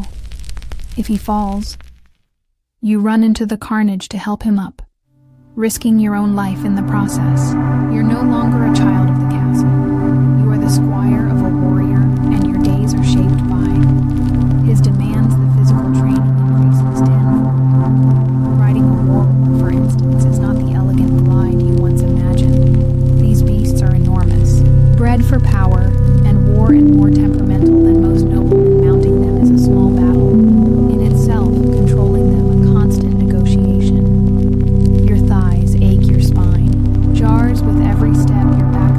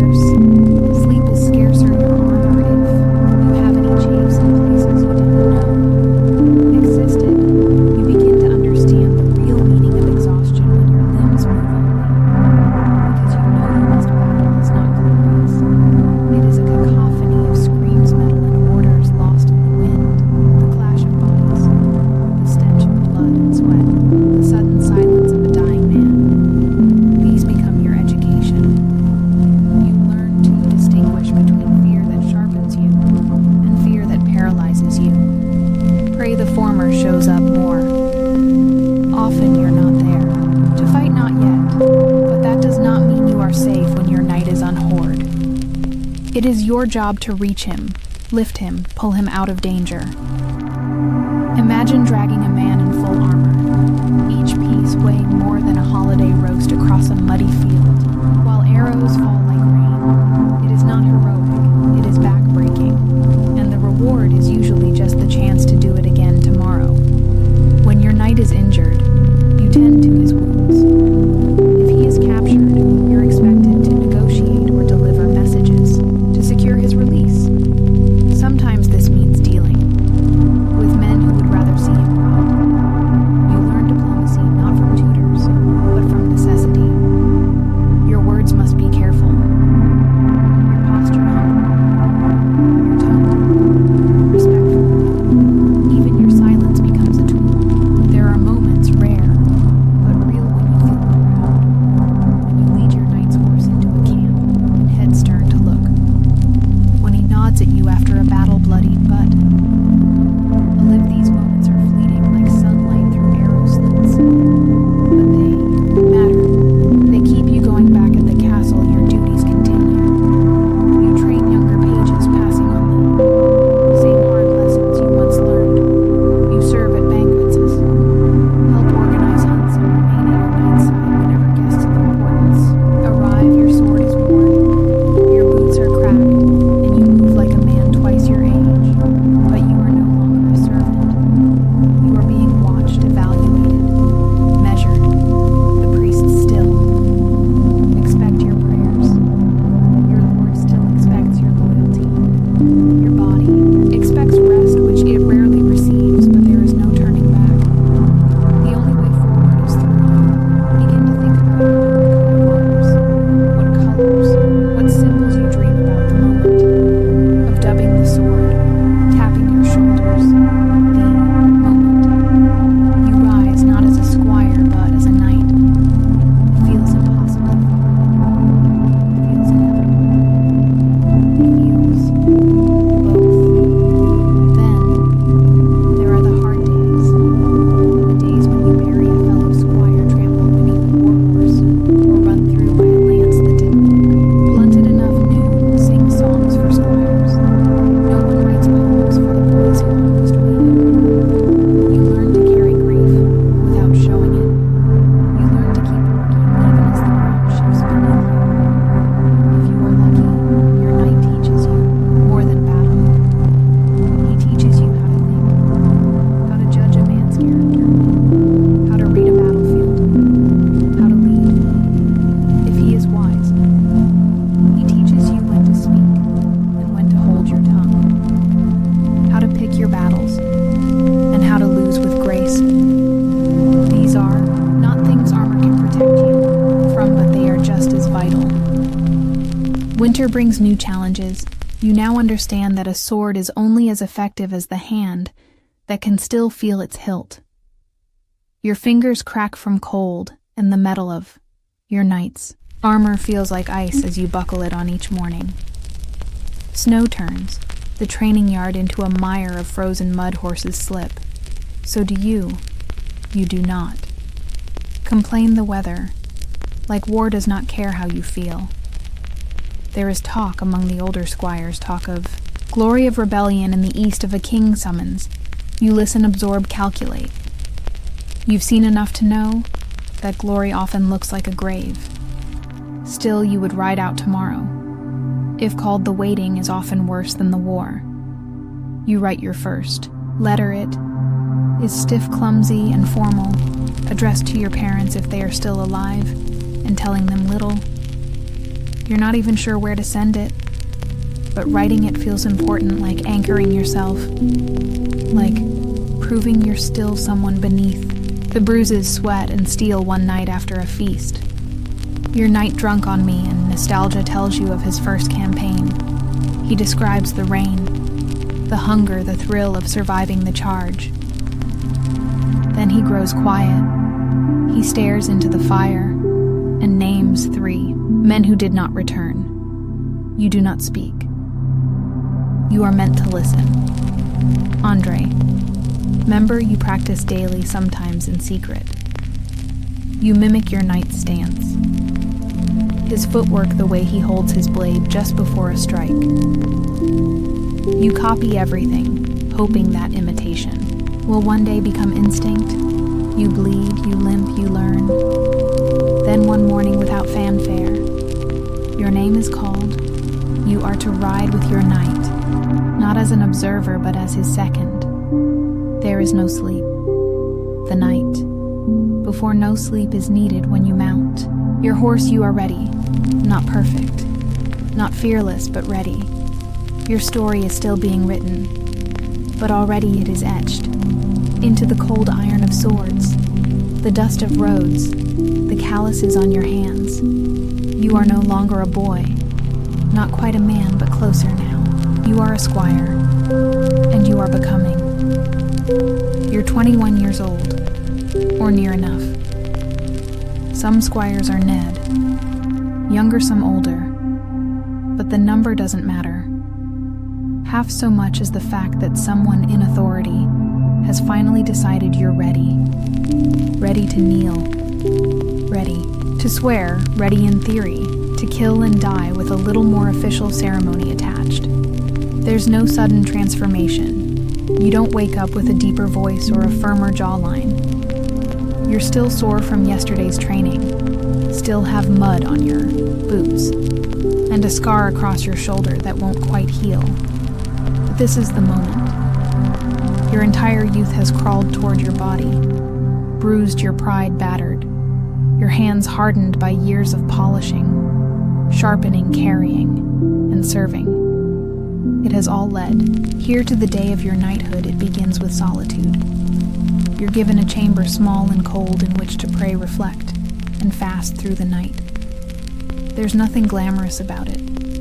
Just stone walls, a single candle, and a chapel-supplied blanket that somehow manages to be both thin and scratchy.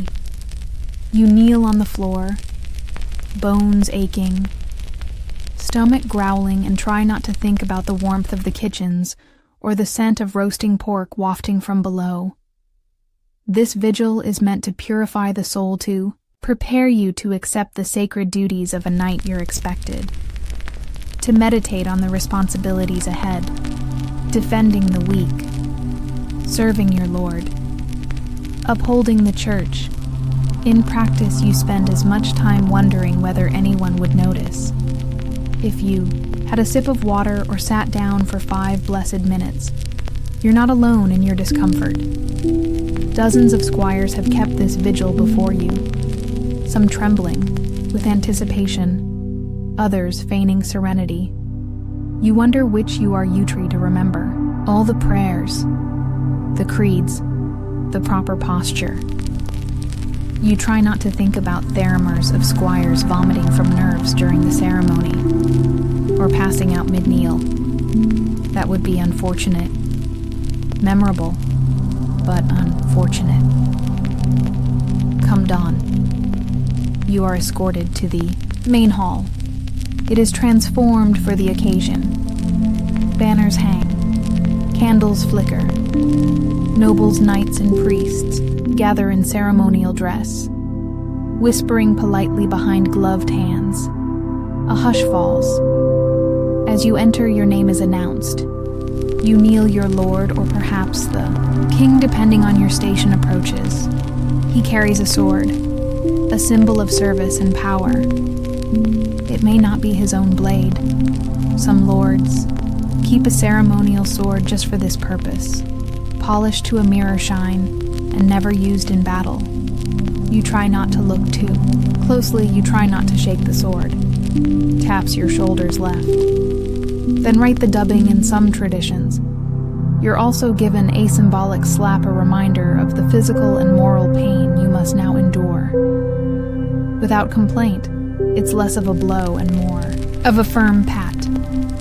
But the message is clear. A knight's duty is not to comfort, but to sacrifice. Then comes the oath you speak, solemnly pledging loyalty to your liege to God and to the ideals of chivalry. You promise to defend the weak, to protect women, to speak truth, and to fight with honor. You You repeat the words with as much gravity as you can muster, though you silently wonder how many knights still live by them with the oath complete. You rise not as a boy, not as a servant, but as a knight. The change, a subtle internal and yet profound people who barely glanced at you yesterday now nod in solemn approval. Your peers clap your shoulder. Your lord offers a tight-lipped smile which by noble standards might as well be a standing ovation. There may be a feast afterward depending on the wealth of your lord or the mood of the court. If so, you sit a little higher at that edible drink from a finer cup and receive congratulations from nobles you once served. Wine to some squires are need on battlefields, their ceremony improvised amidst carnage. Others receive the full pageantry either way. The weight of the title settles on your shoulders, heavy as chainmail. Knighthood, as it turns out, is not a destination, but a doorway. The world does not slow down for you to enjoy your new status. Your duties expand immediately. You're now expected to lead men, not follow them to make decisions. Not simply obey to ride at the front, not the rear. The same sword that dubbed you a knight is now yours to wield, and no one will double-check your choices anymore. If you err, it will be public and it will be costly.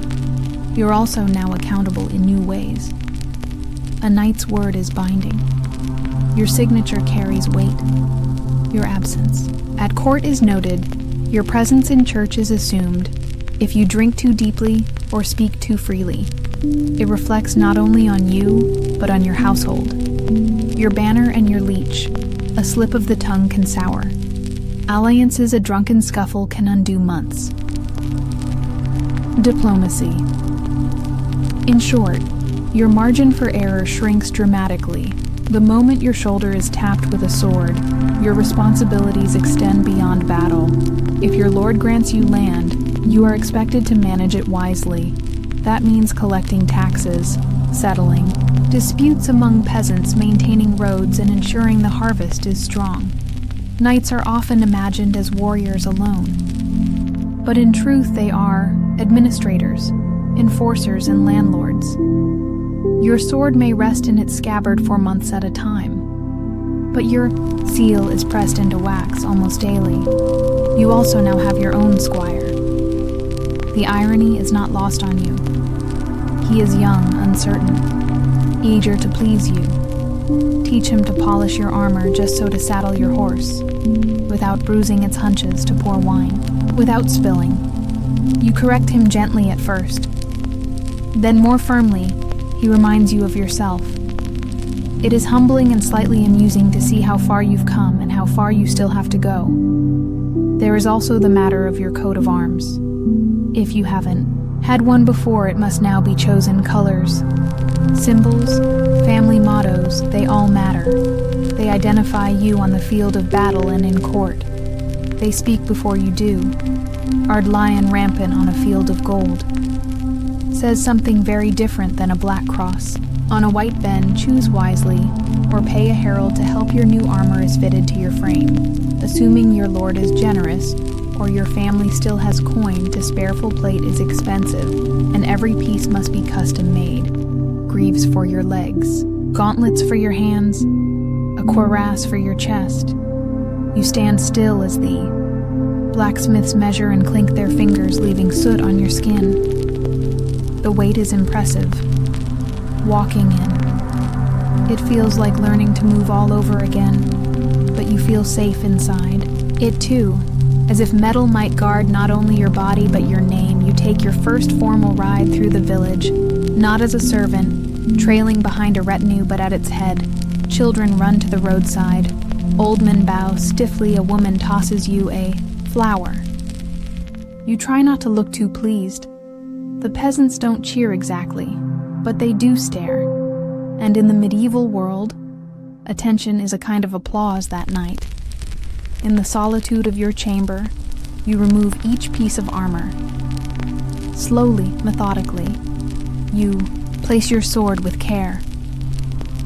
You stare at your reflection in the polished plate. and try to see what others saw today. A knight, a protector, a leader. You do not quite believe it yet, but you will not. Everything changes. Overnight, you still train each day. You still wake early and pray. You still limp after a long ride and ways when a blade catches your elbow. But your name is called with more weight.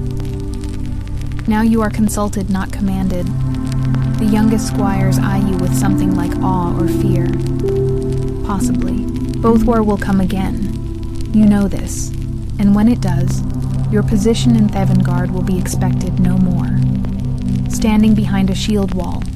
No more waiting for orders. You will lead the charge.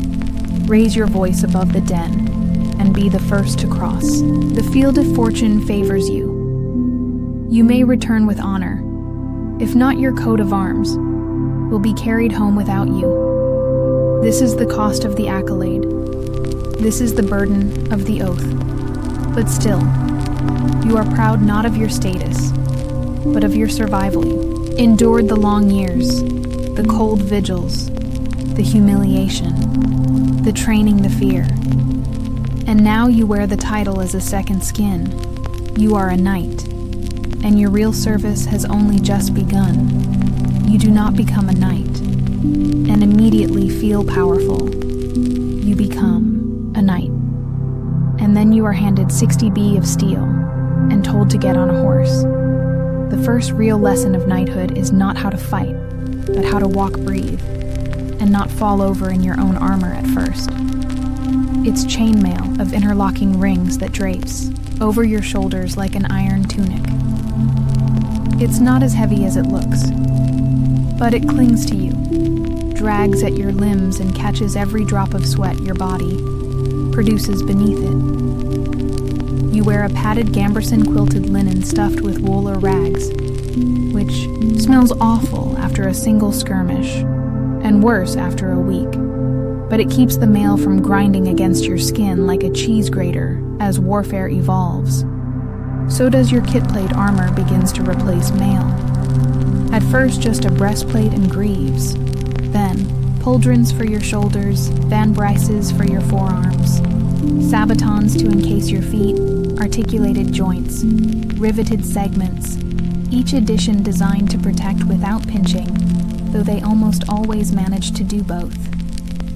Eventually, you are sheathed, in metal from crown to toe, and it's less like wearing clothes, and more like being folded into a walking bell. The helmet is the worst, it muffles your hearing, narrows your vision, and steams up with your own breath in battle. It protects your skull outside of battle. It functions mostly to give you a throbbing headache.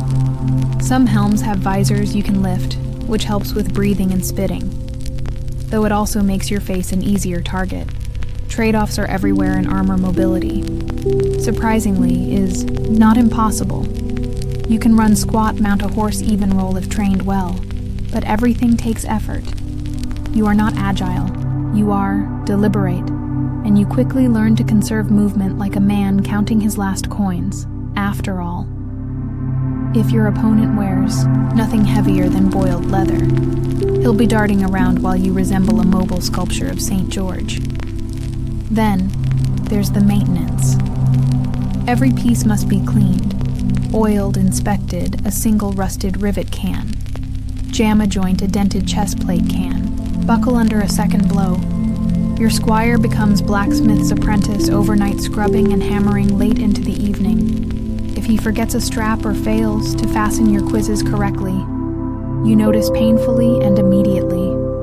And let's not forget the weapons. Your sword is your constant companion, but not your only one. It is not the slim rapier of modern imagination, but a broad, weighty blade meant for hacking. Not fencing, its edge is kept sharp, but not razor-thin better. To survive impact, you carry it at your side, but draw it only when necessary. The sword is both symbol and tool, and in your hand it becomes an extension of will. Then there's the lance. A knight without a lance is like a fish without gill, useless in open battle. The lance is not delicate, It is a sharpened pole, roughly 10 ft long, meant to be couched under your arm and driven like a battering ram in tow. Whoever's unlucky enough to be across the field on horseback. It turns your momentum into deadly force. But it is also unwieldy, easy to miss with endurance broken, mostly good for poking campfires. The mace is a brutal companion, short, stubby, and blunt. No finesse, no elegance, just a lump of iron on a stick, designed to cave in helmets and crack ribs, useful when you're enemies. Armor laughs off blades when subtlety fails. The mace makes its point with savage clarity. Axes are similar. Less common among knights, more typical of mercenaries or those from northern stock.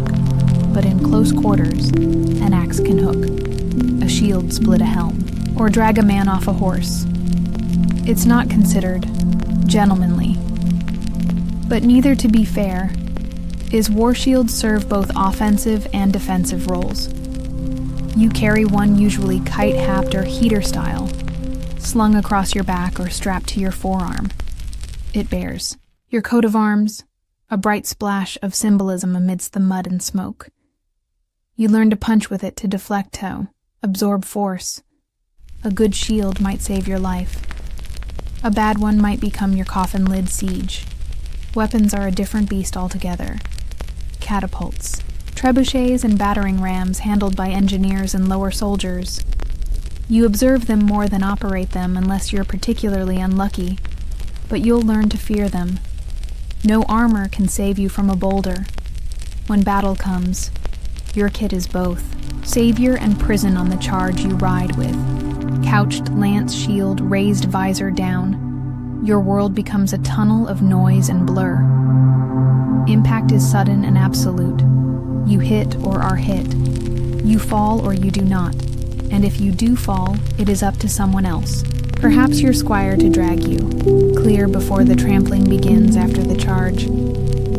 If you are still upright, comes the melee sword drawn. You engage man to man. It is not graceful. It is a mess of grunts, blood, and clanging steel. You swing, you block, you pray, you aim not. For heroics, but for joints, armpits behind the knees. Visor slits the weak points, every knight has them. And if you don't find theirs, they'll find yours in the aftermath. Assuming you survive, you learn the lesser-known role of a knight repairman. You remove your armor piece by piece, every dent and scratch telling its own small story. If a rivet snapped or astrap tore, it's noted, recorded, and mended. Your sword is cleaned, inspected, roiled. Every weapon dulled must be sharpened. You don't sleep until your gear is ready again, because next time it could mean your life. You begin to appreciate the subtle differences between good steel and bad. You learn the smiths. By name, the balance of a sword, the weight of a shield, the line where a helmet should rest against your brow all becomes second nature. You grow fussy about details that once seemed trivial. The type of leather used in your gauntlets, the weight distribution of a new axe, the way a visor latches shut. Some knights personalize their equipment with flare-engraved pommel's crest setched into breastplates. Gilt inlays, you may do the same if coin and vanity permit. But beneath the ornament lies the same brutal reality. Armor is not costume, it is coffin prevention. There are downsides, of course. Armor is expensive. Your share of spoils from war or tournaments often vanishes into repairs and replacements. And then there's the matter of heat. Summer in a full suit of plate is like walking inside a forge, especially in the midday sun. You sweat buckets, faint if you're not careful, and attract flies with all the grace of a walking roast. Despite it all, you come to trust your gear like a second skin you've tested it under arrow fire. You felt the jolt of a mace strike echo through your ribs and known the armor did its job. It protects, yes, but it also transforms you. Walk taller in it. People part when they see you coming, children. Point commoners bow. And yet, you know this, the steel does not make you invincible. It merely postpones the inevitable. You can fight well, Prepare thoroughly, wear the finest forged suit in Christresendum, and still fall to Alaki spear thrust, or a well-placed arrow, a knight's, tools by time, not certainty. When you remove your gear at night, you do so slowly, reverently. Each strap undone, each piece, lifted away, leaves you smaller, lighter, vulnerable. Beneath it all, you're still just flesh bruised, stiff and aching, and it's in those quiet moments with your sword across your lap and your armor cooling on the stand that you truly understand what it means to be a knight. You're not made of steel. You just wear it well. And so each day begins with the familiar ritual, lifting, strapping, adjusting. Checking your squire tightens the buckles and hands you your gauntlets, his eyes scanning for wear, for weakness. You nod silently and step once more into the shell of your profession, because no matter how tired you are, or how many scars line your ribs, you are still needed, still bound to ride out to raise your shield, to stand between danger and those who cannot. This is the life you've built, plate by plate, blade by blade. This is the